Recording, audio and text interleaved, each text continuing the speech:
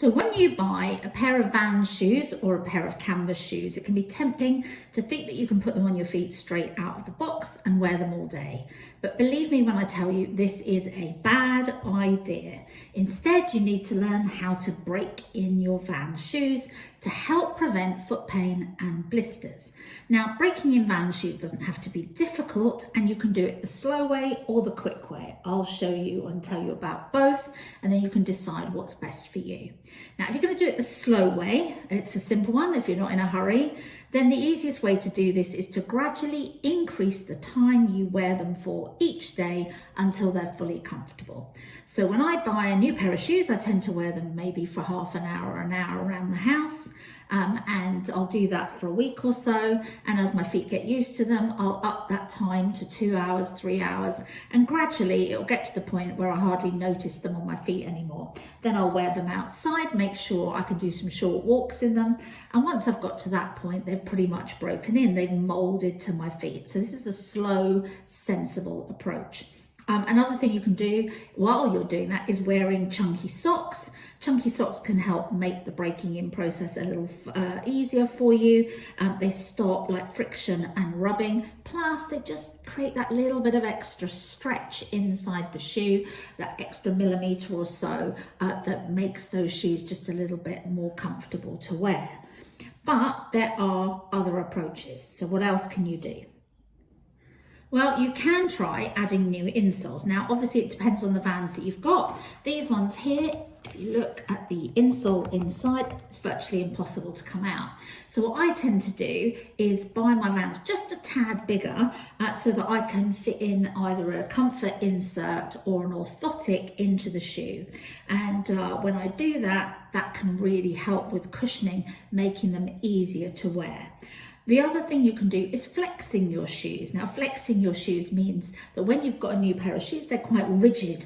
If you start to grip your shoes and start to flex them and start to move them around and move the fabric around in areas where you're feeling a bit of a problem, and you do that regularly, then they'll start to stretch and bend a little bit, making it easier.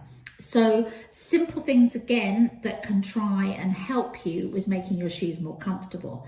But if you want a faster approach even than this, then my next one is really for you. Let's talk about shoe stretchers. Shoe stretchers come in sort of different designs. This is what's called a four-way shoe stretcher. In other words, it will start to stretch across ways, widthways and lengthways. And you just pop this into your shoe and you can adjust this backwards and forwards and put it inside. And as you do that, you can start to create, and wind it to the right length. You can start to either expand this out or increase the length of your shoes to get the right shape for you. Shoe stretchers are a really simple way of making your shoes more comfortable. If you haven't got a shoe stretcher, there's also shoe stretching sprays that you can buy, and there you just spritz them onto the fabric inside and outside of your shoes, pop on a pair of socks and start to wear them around the house. And the miracle product that's inside starts to stretch the canvas, leather, or whatever product of shoes you're wearing material, and starts to increase them. So that's another alternative for you. You can do other things as well. Some people like to use hair dryers, not my personal preference. But if you set a hair dryer on a low to medium setting only, never blasting the hair dryer onto your shoes, and then, start to concentrate the nozzle about 6 inches above your shoes and start to move it around on the problem areas, you'll start to warm the fabric of the shoes. And after you've done that for 30 seconds or so, then you can start to manipulate that particular bit of fabric, and that will soften up your shoes. Just be careful not to overheat them, because obviously many of these shoes have got glue attached to keeping the shoes together, and you don't want to destroy that. I also use a couple of other things that are handy. My other trick is to use this. which is called moleskin.